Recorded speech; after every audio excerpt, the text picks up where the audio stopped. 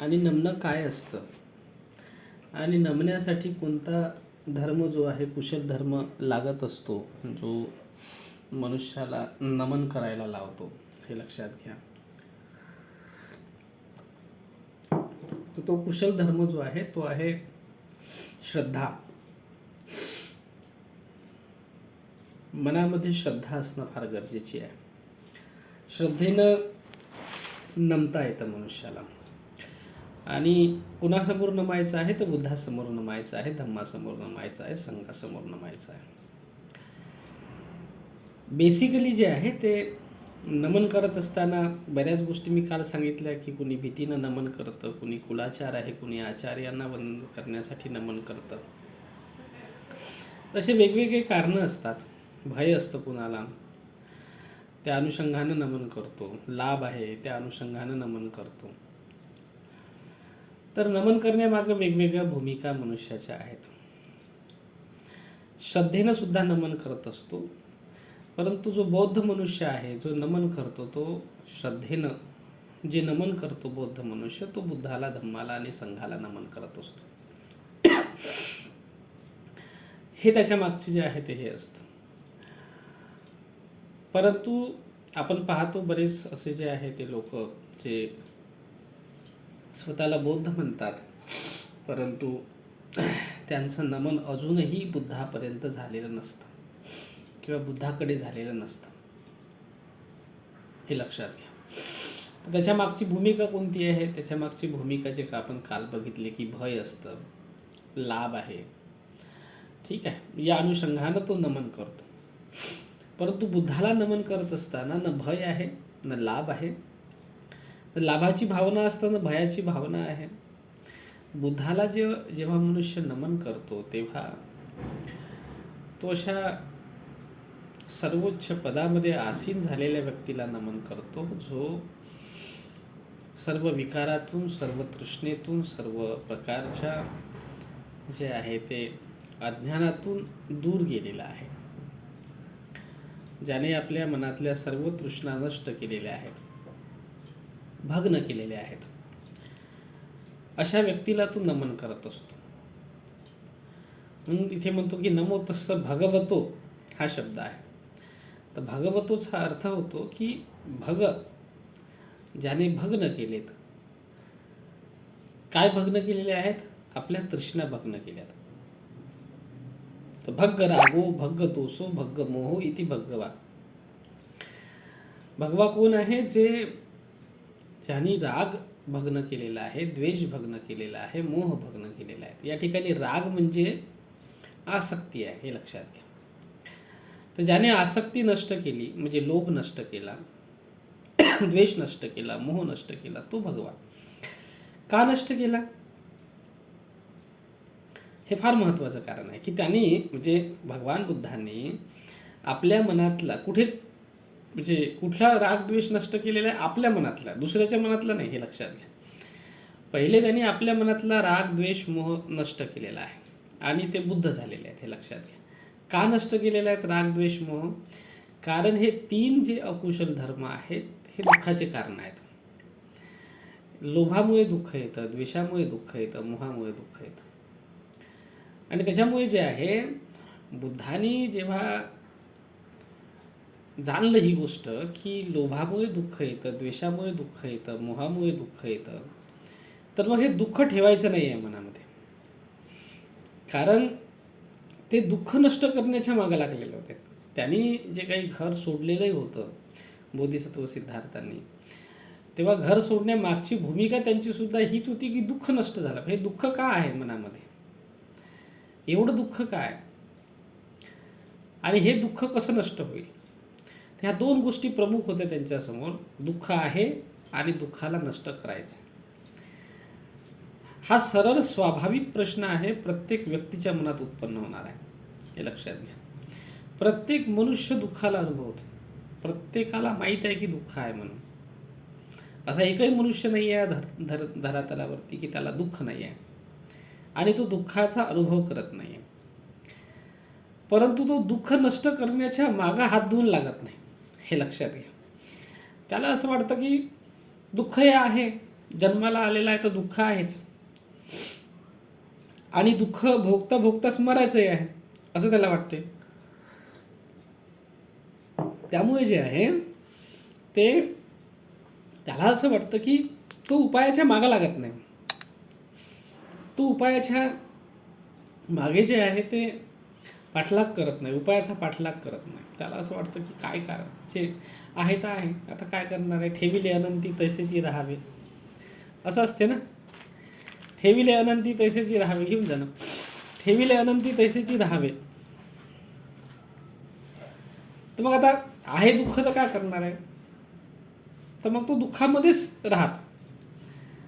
मग दुःखद वेदना उत्पन्न झाल्यात मनामध्ये की तो दुःखच चरवण करत बसेल. जसे गाय जे आहे चारा खाते आणि ते चाऱ्याचं चरवण करत बसते ना, जसा बैल चारा खातो चाऱ्याचं चरवण करत बसतो, अगदी तशासारखं जे आहे ना ते मनुष्य दुःखाचं चरवण करत असतो, हे लक्षात घ्या. आणि ही सुद्धा एक अनित्य जे आहे वेदना आहे की चला बाबा दुःख आलं तर, दुःखाची वेदना आली तर चिरकालापर्यंत टिकून राहणारी तर नाही आहे. त्याच्यामुळे तो जोपर्यंत त्या वेदनेचा काळ असतो दुःखद वेदनेचा, तोपर्यंत जो आहे तो दुःख सहन करेल. आणि मग त्याच्यानंतर जे आहे ते पुन्हा दुसरी वेदना सुखद वेदना आली मग सुखद वेदनेमध्ये राहील, मग पुन्हा दुःखद वेदनेमध्ये, पुन्हा सुखद वेदनेमध्ये, पुन्हा दुःखद वेदनेमध्ये, पुन्हा सुखद वेदनेमध्ये. तर ह्या दोन वेदनेमध्ये निरंतर त्याची जी आहे ना ते गती चालत असतं, निरंतर गती चालतं. पण त्याच्यामधून तो बाहेर येण्याचा प्रयत्न करत नाही किंवा त्याला तो विचारही येत नाही, त्याच्या डोक्यात शिवतही नाही. तो विचार शिवला बोधिसत्व सिद्धार्थांच्या डोक्यामध्ये. त्यांनी जे आहे ते, कारण की सगळ्या विचार प्रणालीनं दुःख स्वीकारलेलं होतंच नाही की दुःख नाही आहे म्हणून. सांख्य तत्वज्ञानाने सुद्धा दुःखाला स्वीकारलेलं होतं त्या काळामध्ये, परंतु दुःखावरती उपाय त्यांच्याजवळ नव्हता. तो कोणाच जवळ नव्हता की दुःखावरती उपाय कसा, आणि असा उपाय की त्यानंतर पुन्हा दुःख शिवलंच नाही पाहिजे, दुःखाचा स्पर्शसुद्धा नाही झाला पाहिजे मनाला. तर हा उपाय जो आहे ना तो तत्कालीन समाजामध्ये कोणाच जवळ नव्हता, आजही कोणाच जवळ नाही आहे. बुद्धाशिवाय आजही कोणाच जवळ नाही आहे. तुम्ही दुःखात आहात का, तर राहा म्हणते दुःखात, आम्ही काय करू शकतो म्हणते. सरळ सरळ त्याचं उत्तर देत असताना म्हणते का तुझ्या कर्माचे फळ आहेत, मी काय करू. तिकडे कर्मसिद्धांत जोडून देतात, कर्मसिद्धांत लागून जातो तिथे त्याच्यासोबत की तुझ्या कर्माचं फळ आहे, तू वाईट कर्म केले होते तर आता आम्ही काय करणार आहोत, भोग. या पद्धतीनं जे आहे ते मनुष्य हे करून त्याच्याकडे उपेक्षा करून टाकतात आणि त्याला दुःख भोगण्यासाठी जे आहे ते हे करतात, भोगू देतात. काय करणार आहे, कारण की एखाद्याचं दुःख जे आहे ते तुम्ही असं काढून घेऊ शकत नाही ना, किंवा त्याला जे आहे ते तुम्ही नाही हे करू शकत.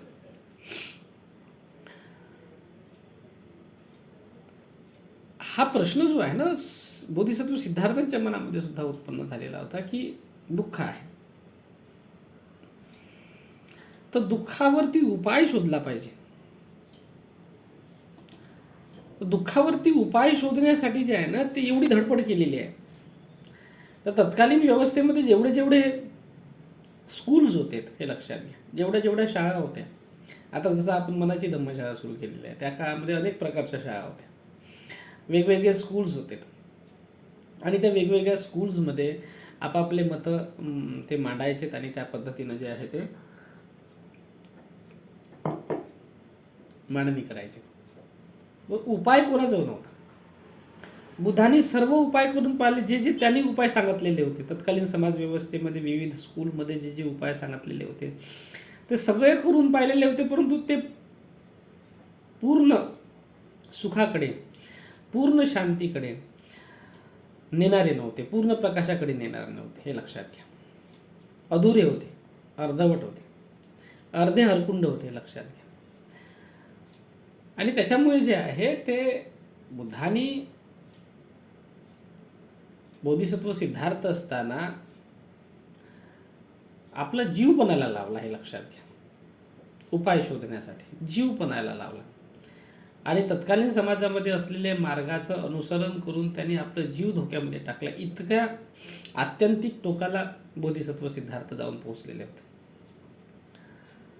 परंतु जेव्हा त्यांना माहिती झालं की बाबा हे जे सगळे उपाय आहेत जे तत्कालीन समाजव्यवस्थेमध्ये आहेत, हे उपाय जे आहेत ते तुम्हाला पूर्ण सुखाकडे, पूर्ण शांतीकडे, निर्वाणाकडे नेणारे नाही आहेत.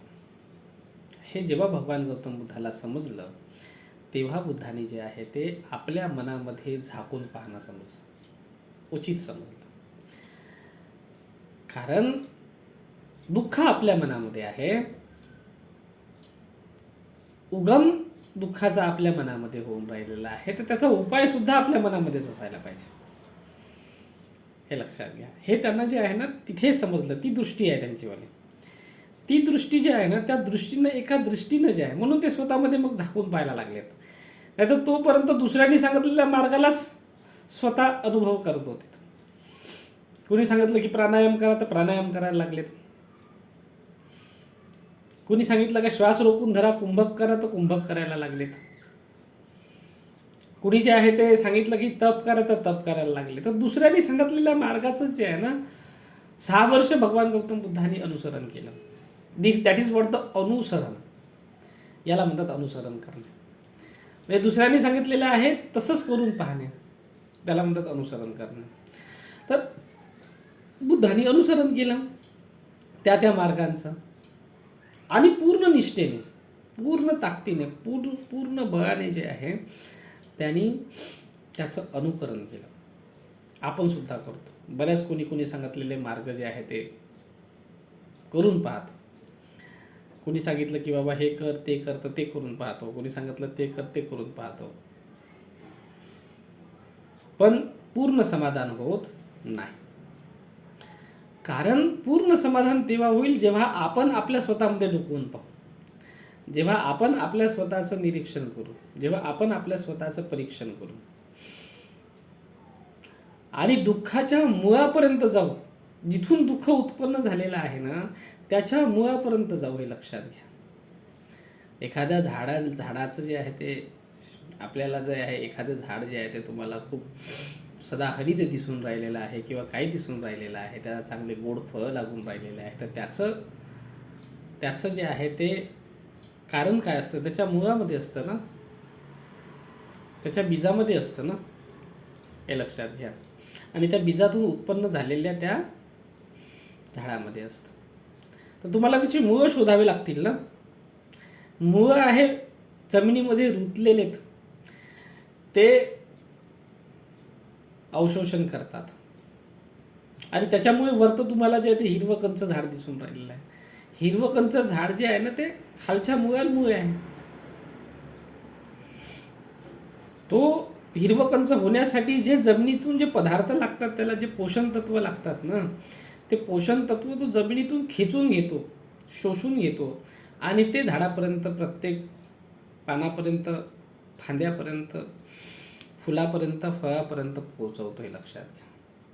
तर मूळ शोधावं लागेल ना. तर मूळ जे आहे ते दुसऱ्याने सांगितलेल्या मार्गातून तुम्हाला मूळ शोधता येणार नाही. तुमचं मार्ग तुम्हाला जे आहे ते धरावा लागेल आणि तो मार्ग तुमच्या स्वतःच्या मनातून जाणार आहे. हे लक्षात घ्या. कारण की दुःख मनातूनच उत्पन्न झालेलं आहे, तर त्याचं मूळ सुद्धा आपल्याला मनातच जाऊन पाहावं लागेल की कुठून उत्पन्न झालं दुःख, रूट काय आहे त्याचंवालं, जड काय आहे, मूळ काय आहे त्याचंवालं. तर मग बुद्ध जे आहे ते शोधायला लागले, त्याची पाहणी करायला लागले, त्याचं परीक्षण करायला लागले. त्याला विपස්සना म्हणतात. हे लक्षात घ्या. विपස්සना ही नाही आहे की विपස්සना जे आहे ते तुम्ही जे आहे स्वतःची कायास पाहत आहात, वेदनाच पाहत आहात, चित्तच पाहत आहात, धम्मच पाहत आहात, पाहूनच राहिलेले आहेत. तसं नाही. तुम्ही विपස්සना करता आर्य सत्याचा साक्षात्कार करण्यासाठी. ज्या 4 आर्य सत्य आहे त्या 4 आर्य सत्यांचा साक्षात्कार करण्यासाठी विपස්සना केली जाते. 4 आर्य सत्यांचा साक्षात्कार करण्यासाठी ध्यान साधना केली जातं बुद्धिझममध्ये. हे लक्षात घ्या. बुद्धिझममध्ये ध्यान साधना ही सुखासाठी केली जात नाही. सुख तर ते बाय प्रॉडक्ट आहे त्याचा, मला ते त्या मार्गाने जात असताना तुम्हाला लाभते. जसं एखादा मनुष्य जे आहे ते फिरायला गेलेला आहे, हे लक्षात घ्या, गेला गोव्याला फिरायला गेला किंवा कुठे तिकडे काश्मीरला फिरायला गेला, तिथे गेल्यावरती जो आहे तो तिथे त्याला सुख उत्पन्न होतं, तो बाय प्रॉडक्ट आहे, हे लक्षात घ्या. प्रीती उत्पन्न होते तर बाय प्रॉडक्ट आहे, कारण की त्या मार्गामध्ये गेल्यानंतर ते स्थान येणेच आहे. समजले का नाही? प्रीती उत्पन्न होईल, सुख होईल, उपेक्षा होईल, एकाग्रता होईल. ठीक आहे. आणि जे आहे ते प्रथम ध्यान, द्वितीय ध्यान, तृतीय ध्यान, चतुर्थ ध्यान, रूपावचर भूमी कंप्लीट होऊन जाईल, अरूपावचर भूमीमध्ये चालला जाईल, लोकोत्तर भूमीमध्ये चालला जाईल, हे लक्षात घ्या. ते येणे आहे स्टॉप. श्रोतापन्न होईल, सगदागामी होईल, अनागामी अर्हत होईल. परंतु ह्या प्रक्रियेमध्ये जात असताना त्याला करायचं काय, पाहायचं काय, साध्य काय करायचं आहे, त्याला साध्य करायचा असतो आर्य सत्याचा साक्षात्कार करायचा असतो. आणि आर्य सत्याचा साक्षात्कार कशासाठी करायचा असतो? दुःख नष्ट करण्यासाठी, दुसरं काहीच कारण नाही. तर तथागताचा धम्म जे आहे ह्या दोनच तत्वामध्ये फिट बसून जातो. दुःख आहे आणि दुःख करण्याचा उपाय आहे, लक्षात घ्या. दुःख आहे आणि दुःख करण्याचा उपाय आहे. तर दुःख कुठे आहे? दुःख मनामध्ये आहे, तर त्याचा उपाय सुद्धा मनामध्येच आहे. तर जसं काल आपण गाथा बघितली की मनोपंगमाधम्मा, की मन हे उगम स्थान आहे, मनातूनच उगम होऊन राहिलेलं आहे. तुमचं दुःख सुद्धा मनातूनच उत्पन्न होतं, सुख सुद्धा मनातूनच उत्पन्न होतं. पण तो सुखाला तर आपल्याला नष्ट करायचं नाही आहे ना. सुख तर चांगलंच आहे आणि सुख पाहिजेच आहे मनुष्याला, हे लक्षात घ्या.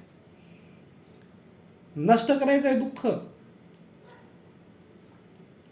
कारण दुःख हे सुखामागून येतं आणि सुखाच्या चक्करमध्ये लागता लागता माणसाच्या जीवनामध्ये दुःख येऊन राहिलेलं आहे. दुःख नकोसं आहे म्हणून दुःखाचा पाठलाग करून राहिलेला आहे. दुःख सहन करायला कठीण आहे म्हणून दुःखाचा पाठलाग मनुष्य करतो आणि त्याला नष्ट करण्याची भावना मनामध्ये ठेवतो, हे लक्षात घ्या. दुसरं काही कारण नाही.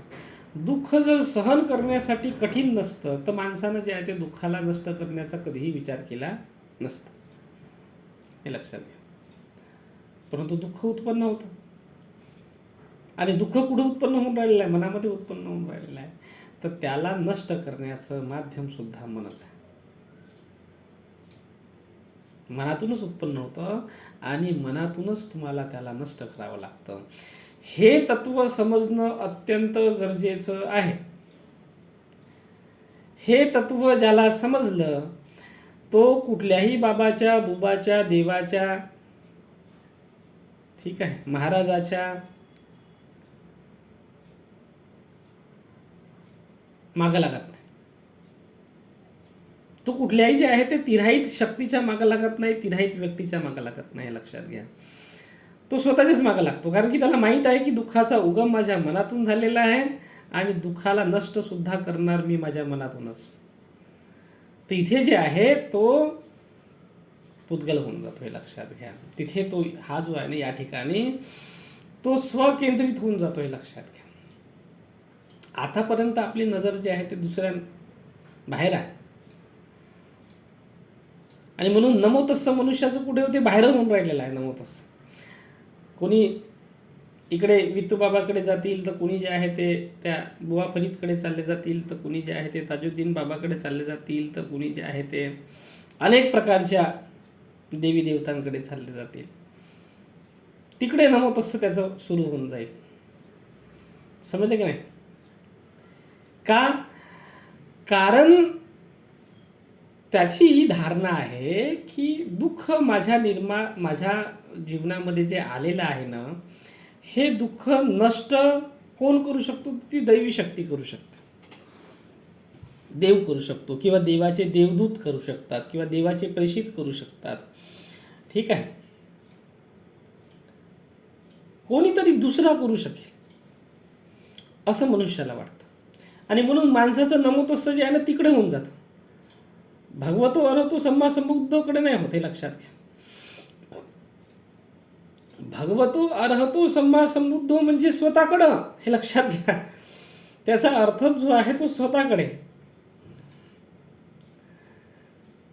कारण जेव्हा बोधिसत्व सिद्धार्थांना समजलं की बाबा नमो तस्सं आपलं इकडं तिकडं होऊन राहिलेलं आहे आणि त्याच्यामुळे काहीही साध्य होऊन नाही राहिलेलं आहे, तेव्हा त्यांनी स्वतःकडे नमो तस्साची दिशा वळवली, हे लक्षात घ्या.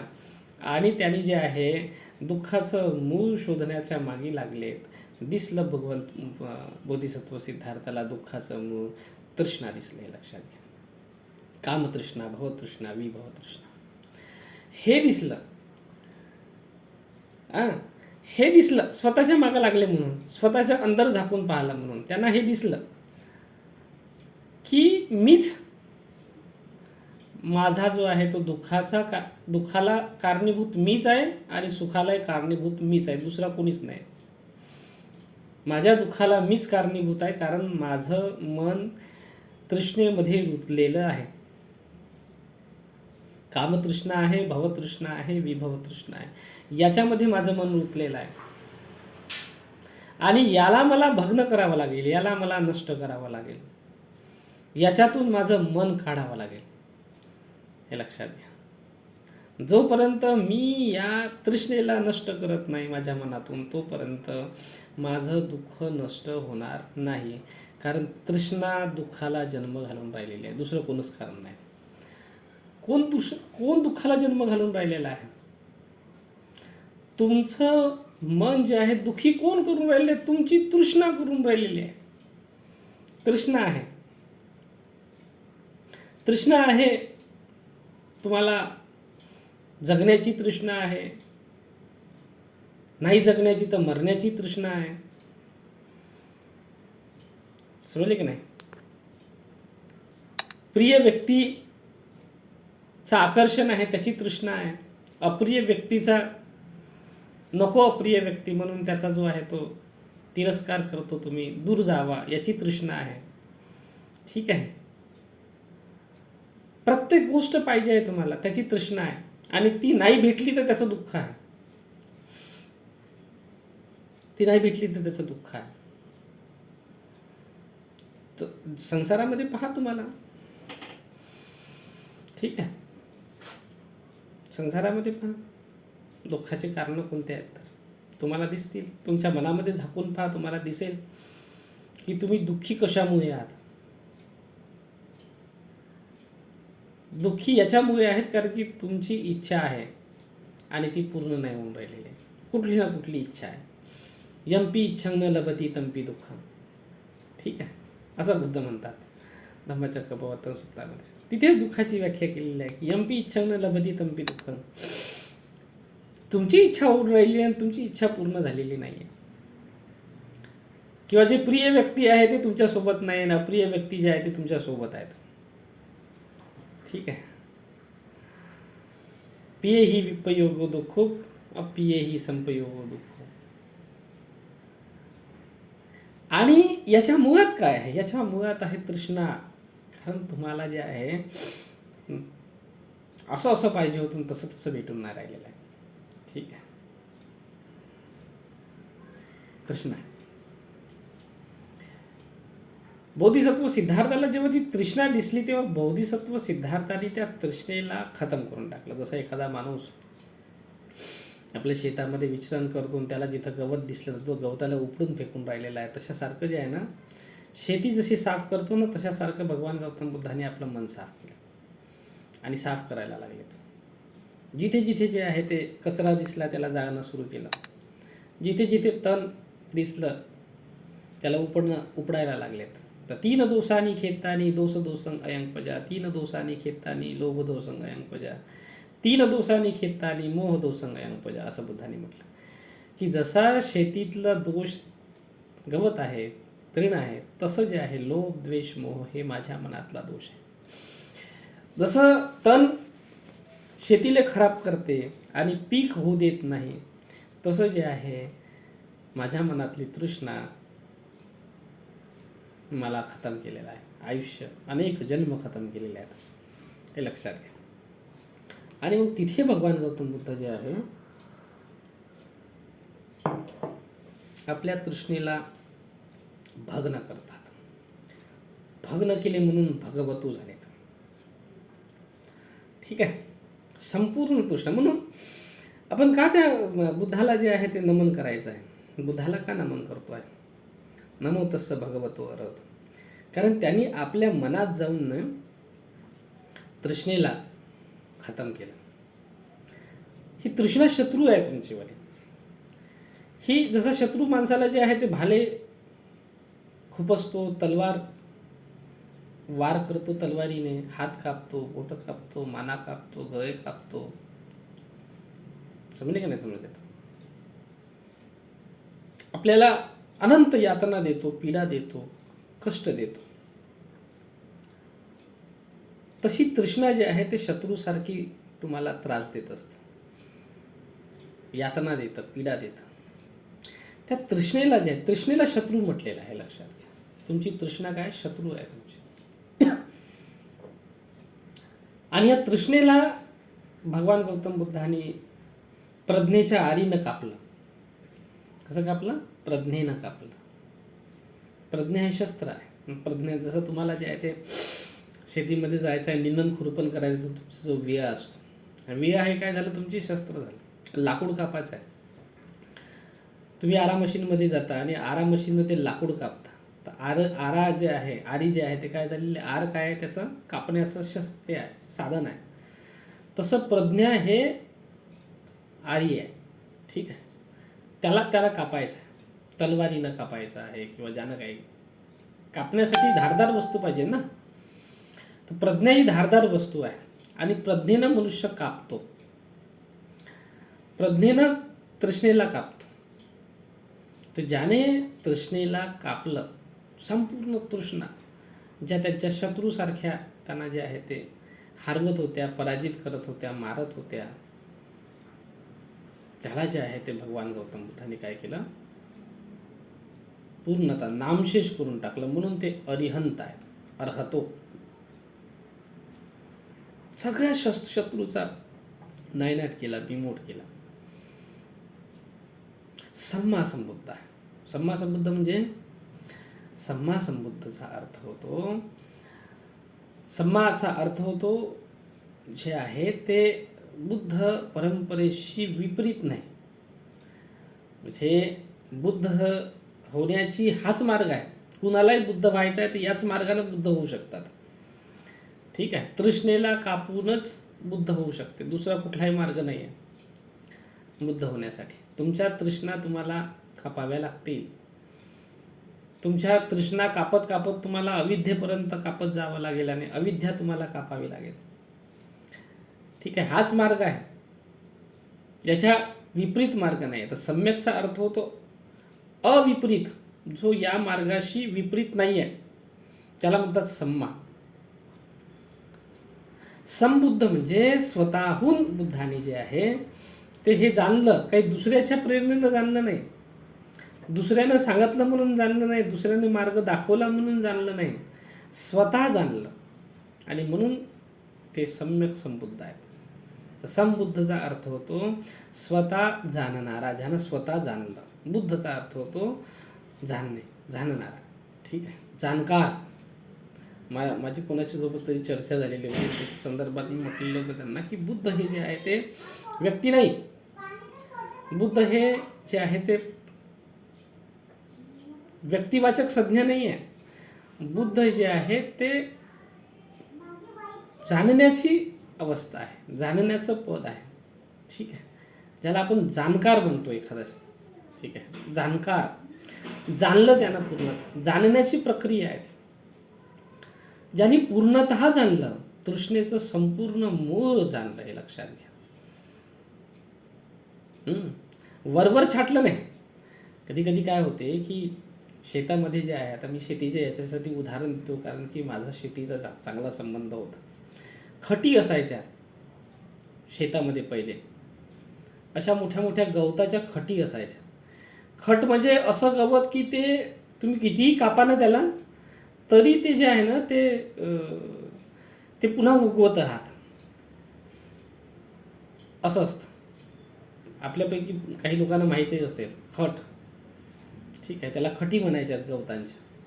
असं 2-3 प्रकारचे गवत असायचे ज्याच्या खटी राहायच्यात आणि त्याला चांगलं मुळात खोदून काढावं लागेल. चांगलं 3-4 फुटाचा जोपर्यंत गड्डा आपण खोदत नाही ना तोपर्यंत ते पूर्ण खड निघायचे नाही, हे लक्षात घ्या. तसं असायचं.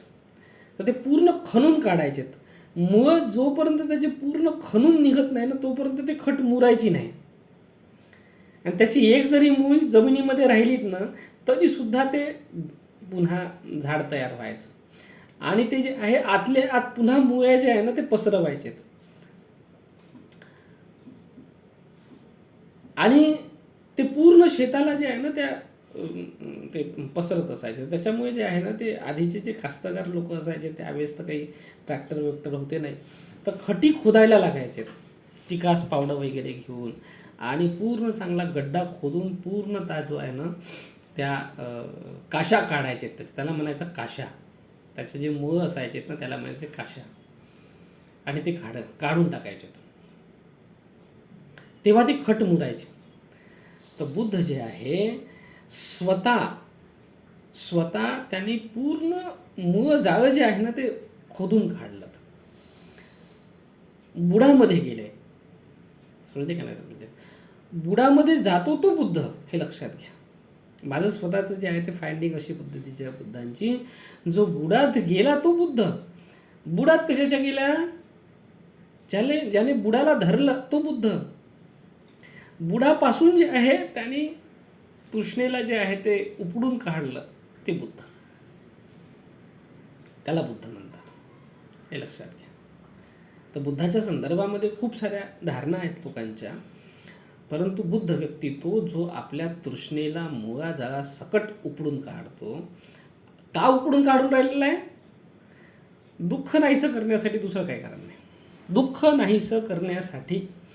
कारण दुःखाचं उगम तृष्णेमध्ये आहे. दुःखाचा आरंभ बिंदू जे आहे ते तृष्णा आहे. तृष्णेमुळे दुःख आहे. त्याच्यामुळे तृष्णेचे पाळेमुळे उपडून काढलेत मुळाजाळा सकट. ज्याने पहिल्यांदा उपडलेत, कुणाचीही सहायता न घेता, कुठलाही आचार्य नाही, कुठलाही त्याचा मार्गदर्शक नाही, स्वतः स्वयंप्रेरणेने, स्वतःच्या शक्तीने, स्वतःच्या बळाने, स्वतःच्या प्रज्ञेने, स्वतःच्या बुद्धीने ज्यांनी आपले तृष्णा नाहीशा केल्या, नष्ट केल्या, ते बुद्ध. त्याला बुद्ध म्हणतात, हे लक्षात घ्या. आणि का तुम्हाला बुद्धाला नमोतस्स करायचं आहे? कारण की तुमच्या जीवनामध्ये दुःख आहे. ठीक आहे, समजले का नाही समजले? का बुद्धाला नमोतस्स करायचं आहे तुम्हाला? आणि त्यांच्याजवळ उपाय आहे. त्यांच्याजवळ उपाय आहे. त्यांनी उपाय सांगितलेला आहे. त्यांच्या देसनेमध्ये उपाय सांगितलेला आहे. त्यांनी दिलेला जो धम्म आहे त्या धम्मामध्ये उपाय सांगितलेला आहे. म्हणून बुद्धाला नमोतस्स करायचं आहे. त्यांचं श्रवण करायचं आहे. त्यांच्या देसनेचं श्रवण करायचं आहे. त्यांचा मार्गाचा अभ्यास करायचा आहे. त्यांनी सांगितलेल्या विधीला फॉलो करायचं आहे. आणि आपलं दुःख नष्ट करायचं. ठीक आहे. तर आपलं दुःख जे आहे कोण नष्ट करेल? बुद्ध नष्ट करतील का? बुद्धाने त्यांचं स्वतःचं दुःख नष्ट केलं. बुद्ध काही आपलं दुःख नष्ट करणार नाही की असा हात फिरवला तुमच्या डोकावरून झाले तुम्ही दुःखमुक्त. ठीक आहे. किंवा एखाद्याच्या त्या झाडपत्तीचा पाला दिला ना झाले तुम्ही दुःखमुक्त. नाही का नाही समजले? किंवा एखाद्या कोणता अंगारा दिला ना झाले तुम्ही दुःखमुक्त. किंवा एखादा करदोडा दिला आणि त्याला 4-5 गाठी बांधून दिल्यात ना झाले तुम्ही दुःखमुक्त. समजले की नाही? किंवा जे आहे ते लिंबू असा भारून दिला मंत्रानं आणि तो लिंबू जे आहे ते तुम्हाला म्हणलं का हे याचे 4 तुकडे करा, एक पूर्व दिशेला फेका, एक पश्चिम दिशेला फेका, एक उत्तर दिशेला फेका आणि एक दक्षिण दिशेला फेका. ठीक आहे, झाले तुम्ही दुःखमुक्त. असं दुःखमुक्त होत नाही, हे लक्षात घ्या. असं दुःखमुक्त होणार आहे का? माणसाला असं वाटतं की मोठ्या नेटला का माणूस, हे लक्षात घ्या. त्याला असं वाटतं की बाबा मला कष्ट नाही झाले पाहिजे, मला तकलीफ नाही झाली पाहिजे, दुसरा कोणीतरी येईल आणि दुसरा तुमचं जे आहे ते दुःख दूर करेल. तर हा भ्रम आहे. हा काय आहे? भ्रम आहे.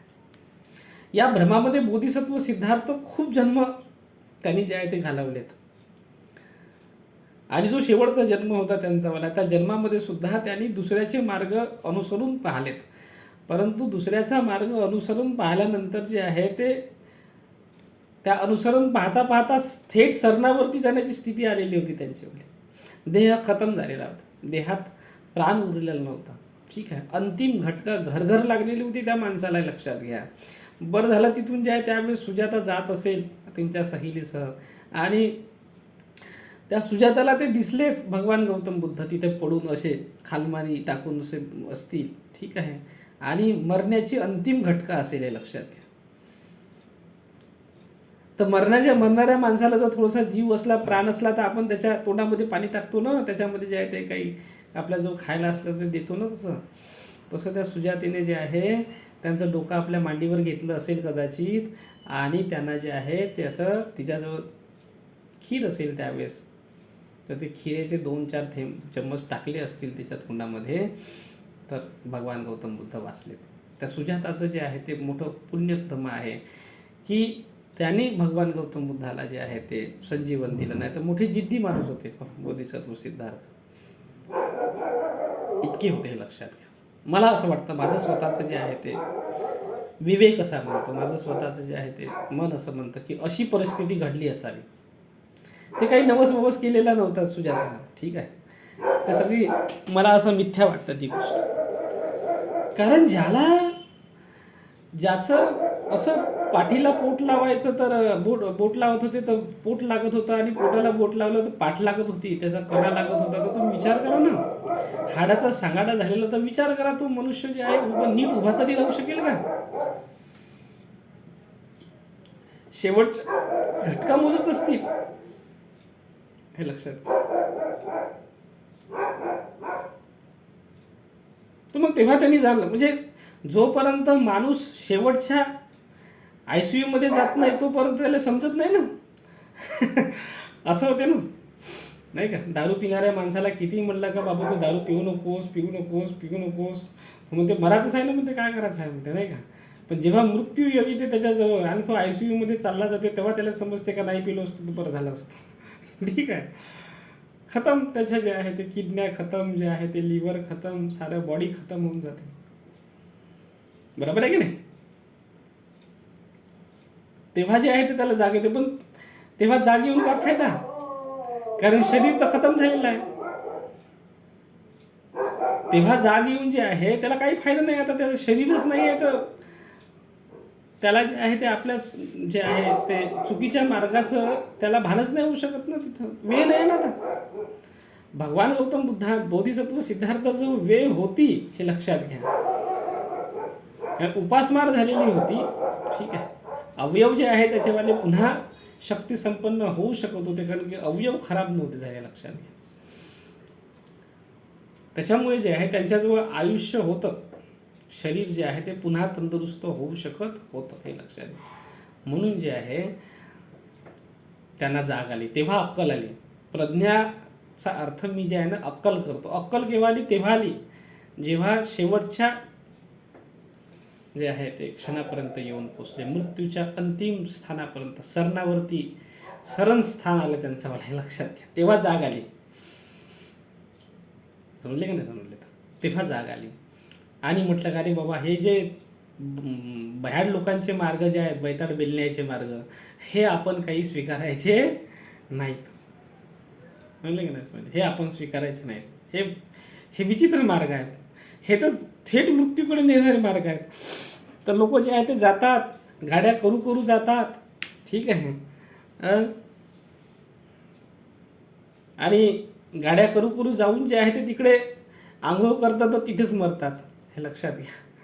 असं झालेलं आहे ना, मोठ्या ठिकाणी जे आहे ते देवस्थानावरती जातात लोक आणि तिथेच मरतात. मिथ्या मार्गाचं सेवन करतात, लक्षात घ्या. आणि बुद्धी विकसित होत नाही, जाग येत नाही माणसाला, अक्कल येत नाही. ठीक आहे, आणि जेव्हा अक्कल माणसाला येते तेव्हा तुमच्याजवळ आयुष्य राहत नाही. तर बरं झालं बोधिसत्व सिद्धार्थाजवळ आयुष्य होतं आणि अक्कलही आलेली होती, कारण की मरण्याच्या दाठ्यावर येऊन पोहोचलेले तेव्हा अक्कल आली. अरे नाही, ठीक आहे, हे मार्ग जे आहे ते मृत्यूकडे नेणारे आहेत, निर्वाणाकडे नेणारे नाहीत. यांच्याजवळ असलेले मार्ग मृत्यूकडे नेणारे आहेत, निर्वाणाकडे नेणारे नाहीत, दुःखमुक्तीच्या मार्गाकडे नेणारे नाहीत. समजले की नाही समजले? तर तेव्हा जे आहे ते भगवान गौतम बुद्धांना मार्ग मिळाला, स्वतःच्या प्रज्ञेनं मिळाला. स्वतःची अक्कल जेव्हा लावली भगवान गौतम बुद्धांनी, तेव्हा त्याला समजलं की बाबा माझं दुःखाचं मूळ जे आहे ते तृष्णेमध्ये आहे, याला हटवावं लागेल आधी. ठीक आहे. जसं एखादी आपल्या घरामध्ये जे आहे ते गंदा वास यायला लागला, ठीक आहे, आणि तुम्ही जे आहे ते दुसऱ्याच्या घरात जाऊन त्याचं उगम शोधायला लागले, तर तुम्हाला भेटेल का? नाही भेटणार ना. कारण उंदीर तुमच्या घरात मेलेला आहे. तुम्हाला शोधावं लागेल की तुमचं घर शोधावं लागेल ना. तुम्ही शोधायला लागले दुसऱ्याच्या घरात, ठीक आहे, तर दुसऱ्याच्या घरात थोडी भेटणार आहे. आणि इकडे जे आहे ते तुमचं जीवन नरक होऊन जाईल, नकोसं होऊन जाईल, कारण की त्याचा वासच एवढा उग्र राहील की तुम्ही जे आहे ते बिमार पडून जाल. समजले की नाही समजले?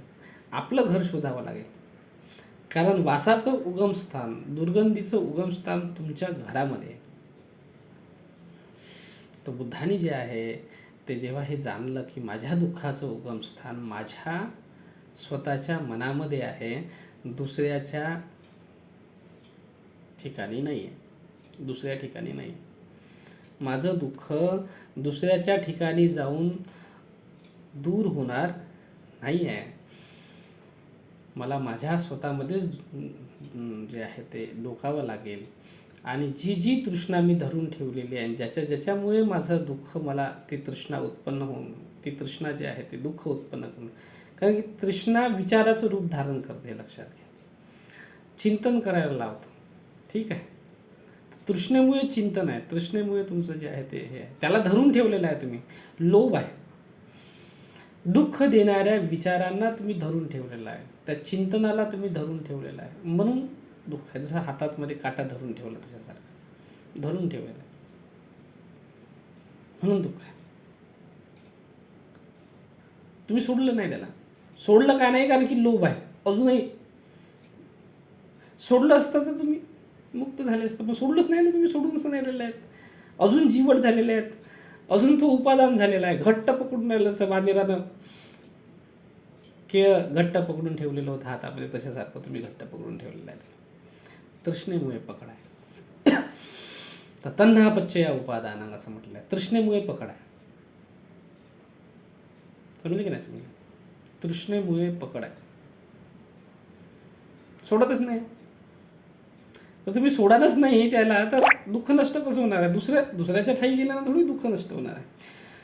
दुसरे तुम्हाला सांगतील, बुद्धाच्या ठाई गेल्यानंतर बुद्ध तुम्हाला सांगेल, बुद्धांचे जे मार्गाने चालणारे जे आचार्य आहे ते तुम्हाला सांगले, सोडून दे बाबा, कशाला धरून ठेवतस. परंतु सोडायचं तुम्हाला आहे ना. तुम्ही सोडले नाही तर ते थोडी जे आहे ते तुम्हाला तुमच्या मनात जाऊन जे आहे ते ऑपरेशन करणार आहे. मनाचं थोडी ऑपरेशन करणार आहे. गाठ तर मनात आहे. शरीरात असती तर डॉक्टरकडे नेलं असतं ना, तिकडे ऑपरेशन करून काढले असतं. शरीराचं ऑपरेशन करतात, मनाचं ठीक आहे. तुमच्या मनाचं तुम्हालाच ऑपरेशन करावं लागेल ना. तर हे बुद्धाला जाणलं बुद्धांनी की माझ्या मनाचं मलाच ऑपरेशन करावं लागणार आहे, आणि माझ्या मनातल्या धम्माची मला चिकित्सा करावं लागणार, त्याची चिरफाड करावं लागणार आहे, ठीक आहे. तर जेव्हा बुद्धाने हे असं केलं तेव्हा जे आहे ते बुद्ध झालेत. आणि म्हणून बुद्ध तुमचा स्वतःचा मार्ग प्रशस्त करतात. बुद्ध जे आहे त्या मार्गानं जातात आणि सांगतात की बाबा रे, तुला सुद्धा या मार्गानं जा, तू सुद्धा या मार्गानं जा, म्हणजे तुझं सुद्धा कल्याण होणार आहे, मंगल होणार आहे. चालायचं तुलाच आहे, मी फक्त मार्ग दाखवू शकतो. अख्खा तारो तथागता, तुम्हीही किच्चंग आतप्पा, तुला चालायचं आहे, मार्ग मी दाखवू शकतो फक्त तुला, ठीक आहे. मार्ग मी तुला दाखवू शकतो, चालायचं तुला आहे. तुझं दुःख तुला नष्ट करायचं आहे. मी फक्त तुला मार्ग दाखवू शकतो. अख्खा तारो तथागता. तुझ्या डोळ्याला दिसणारा असा मार्ग मी तुला दाखवू शकतो. आणि तो मार्ग वेगवेगळे दाखवू शकतो. वाटल्यास प्रत्येक क्षणाक्षणाला मी तुला दाखवू शकतो. प्रत्येक चौकामध्ये प्रत्येक जे आहे ते रस्ती पदोपदी मी तुला मार्ग दाखवू शकतो. पण चालायचं तुला आहे, हे लक्षात घे. आणि बुद्धाचा मार्ग जो आहे तो असा आहे. त्या बुद्धाला आपल्याला वंदन करायचं, कारण की त्यांनी असा मार्ग सांगितला म्हणून. परंतु त्या बुद्धाला नमो तस्स करत असताना स्वतःच्या मनातला बुद्ध तुम्हाला विसरता कामा नये. कारण तुमच्या मनामध्ये बुद्धाचं अधिष्ठान आहे. तुमच्या मनामध्ये जे आहे ते बुद्धाचं स्थान आहे. आणि ते केव्हा प्राप्त होणार आहे? जेव्हा तुम्ही तुमच्या मनातली तृष्णा खतम करणार आहात. जेव्हा तुम्ही तुमच्या मनातलं एकूण एक असं चिंतन खतम करून टाकणार आहे जे दुःख देणारं राहणार आहे. जेव्हा तुम्ही तुमच्या मनातलं जे आहे एकूण एक क्लेश बाहेर काढणार आहेत, एकूण एक विकार जो आहे तो बाहेर काढणार आहे, तेव्हा जे आहे तुम्हाला तुमच्या मनातलं बुद्ध रूप, तुमच्या मनातलं बुद्ध जे आहे ते स्थान, तुमच्या मनातला जो बुद्ध आहे तो दिसणार आहे. त्याला नमो तस्स करायचं, हे लक्षात घ्या. दॅट इज वॉट द नमो तस्स भगवतो अरहतो सम्मा संबुद्धस्स. ठीक आहे. आपण नजरेसमोर जे बुद्धाचं प्रतिरूप केलेलं आहे, बुद्ध रूप जे आहे ते त्याच्यासाठी नाही की बुद्धाला तुम्हाला प्रसन्न करायचं. ठीक आहे, त्याच्यासाठी नाही आहे. बुद्ध रूप तुमच्या घरी तुम्ही ठेवलेलं त्याच्यासाठी नाही आहे. ते बुद्ध रूप याच्यासाठी ठेवलेलं आहे की तुम्हाला तुमचं स्वतःचं बुद्ध रूप दिसावं म्हणून. ठीक आहे, जे अजूनपर्यंत दिसून नाही राहिलेलं आहे तुम्हाला, जे अजूनपर्यंत तुम्ही पोहोचलेले नाही त्या स्वतःच्या बुद्ध रूपापर्यंत. ठीक आहे, तर त्याच्यासाठी जे आहे ते आठवण करून देईल की बाबा तू बघ, तुला स्वतःतलं बुद्ध रूप पाहायचं आहे बरं का. ठीक आहे, स्वतःतलं बुद्ध रूप पाहायचं आहे तुला, तर ते बुद्ध समोर याच्यासाठी नाही आहे की ती तुमची बाह्यदृष्टी जे आहे ते तृप्त करण्यासाठी नाही आहे. ते बुद्ध तुम्हाला जे आहे ते आत पाहायला लावतात. ठीक आहे, आपल्या नजरेसमोर आपण बुद्ध ठेवतो, बुद्धाची नजर कुठे आहे? तुमच्याकडे आहे. की ते बुद्ध म्हणतात की बाबा तुझ्यातला बुद्ध बघ. त्या मूर्तीमध्ये काही नाही. ती मूर्ती जी आहे ते मेटलची आहे, दगडाची आहे, POPची आहे, मातीची आहे. त्याच्यात बुद्ध नाही आहे. आणि लोक त्याच्यामध्ये बुद्ध शोधायला लागतात. लोक त्याच्यामध्ये जे आहे ते पगले होऊन जातात. तिकडे जे आहे ते आरती करतील, वंदना करतील, त्याची आंघोळ करून बसतील. महायाने लोक वगैरे त्याची आंघोळ करतात, तिथं नैवेद्य ठेवतात. ठीक आहे,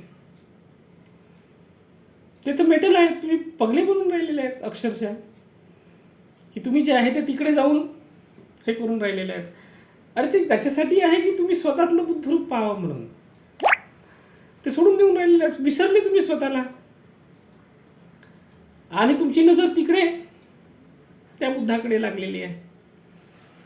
आणि तिथे जे आहे ते तुम्ही भक्ती करायला लागले आहेत, भक्तिपूजेमध्ये लीन झालेले आहेत.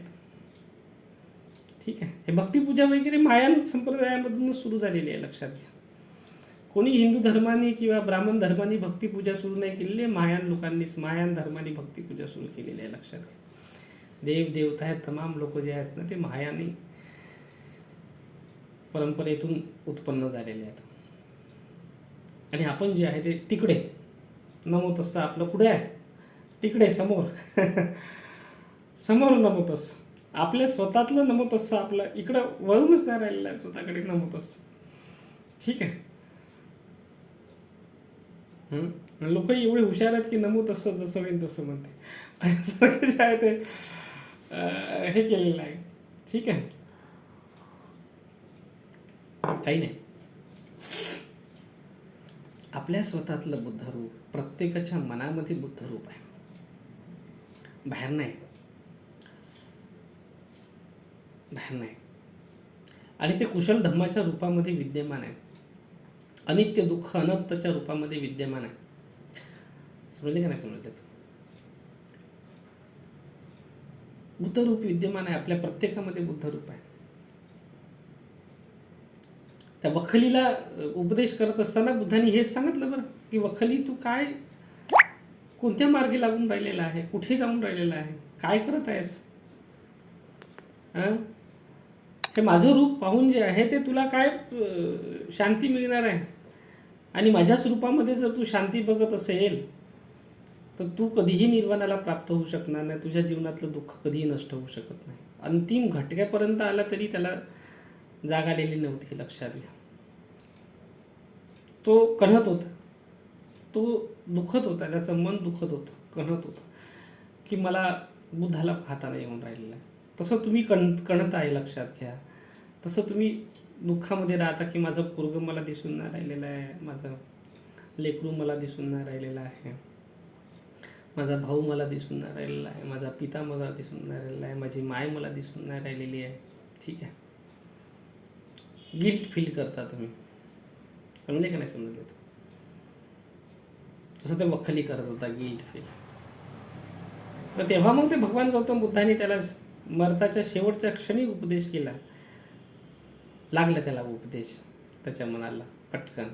मरता मरता अर्हत झाला तो माणूस. अर्हत होणं काही मोठी गोष्ट नाही आहे, हे लक्षात घ्या. जाग आली पाहिजे, ज्याला जाग आली पूर्णतः. जसं तुम्ही पहाटेच्या काळामध्ये स्वप्नामध्ये असताना तसे माणसाचं जीवन स्वप्नामध्ये आहे. पूर्ण प्रकाश झाला, पूर्ण सूर्य उगवला, तुम्हाला पूर्ण जाग येऊन जातून जाग आल्याबरोबर उठते ना माणूस, बेड सोडून देते. तशासारखं जे आहे ते जसा जाग येते ना माणसाला पूर्ण जाग, तर तो बेड धरून राहत नाही, लक्षात घ्या. तो मोह सोडून देतो, लोभ सोडून देतो, द्वेष सोडून देतो. नाही तर तुम्ही अजूनपर्यंत बेडवरच आहात आणि स्वप्नातच जीवन जगून राहिलेले आहात, हे लक्षात घ्या. तर त्या वखलीला जे आहे ते अंतिम स्थानी जे आहे ना, ते बुद्धाने जेव्हा ते मरणाच्या दाठ्यावरती होता ना, त्यावेळेस बुद्धाने म्हटलं की वखली बघ, मी तुला सांगतो, आताही थोडा क्षण तुझ्याजवळ राहिलेला आहे वखली. कारण मृत्यूयोग तुझा जवळ आलेला आहे आणि इथून तुझा मृत्यू होणे आहे. आताही तुझ्याजवळ जे आहे ते स्मृती विद्यमान आहे. थोडा क्षण आहे, एक क्षणाचं निर्वाणपद एका क्षणाचंच असतं. जाणून घे, समजून घे की बुद्ध रूपामध्ये काहीच ठेवलेलं नाही आहे. धम्माला पहा, जो धम्माला पाहतो तो मला पाहतो. आणि तुझ्यातले धम्म बघ, अनित्य, दुःख, अनंत. ठीक आहे. त्यांनी सांगितलं की बघ उपाली, हे जे रूप तुला दिसत आहे ते नित्य आहे की अनित्य आहे. ही जी वेदना तुला दिसते आहे ती नित्य आहे की अनित्य आहे. हे जे संज्ञा तुला दिसते आहे ते नित्य आहे की अनित्य आहे. हे जे संस्कार तुला दिसत आहे हे नित्य आहे की अनित्य आहे. हे जे विज्ञान तुला दिसून राहिलेलं आहे ते नित्य आहे की अनित्य आहे. जेव्हा वखलीने बघणं सुरू केलं, कारण तिथे त्याला पूर्ण जाग यायला लागली, ठीक आहे, तेव्हा त्याला कळलं की रूपात काहीही ठेवलेलं नाही आहे. समजले की नाही समजले? रूपात काहीही ठेवलेलं नाही. आणि तुम्हाला असं वाटतं का शेवटच्या क्षणी मला जे आहे ते माझं पोरगं दिसला पाहिजे, माझा नातू दिसला पाहिजे, माझं लेकरू दिसलं पाहिजे, माझा भाऊ दिसला पाहिजे, माझी बहीण दिसली पाहिजे, माझी संपत्ती दिसली पाहिजे, माझं धन दिसलं पाहिजे. ठीक आहे, मटेरियलच आहे ना दृष्टी तुमची, मटेरियलच्या पलीकडे. तर बुद्धापर्यंत अजून पोहोचले नाहीत. रूपापर्यंतच आहे तुम्ही, बुद्धापर्यंत अजून पोहोचले नाहीत. ठीक आहे, बुद्ध बाहेर नाही आहे, बुद्ध आत आहे, आपल्या मनात. ठीक आहे, पूर्ण जागृत अवस्था, त्याला आपण बुद्ध म्हणतो. तर ही जे आहे याला बुद्धं शरणं गच्छामि. तिथून मग बुद्धं शरणं गच्छामि होऊन जाते तुमच्यावाली, की आता बुद्ध दिसला तर आता बुद्धाकडे तुम्हाला जायचं आहे. बुद्धं शरणं गच्छामि. ठीक आहे, उद्या पाहू बुद्धं शरणं गच्छामि काय आहे आपण.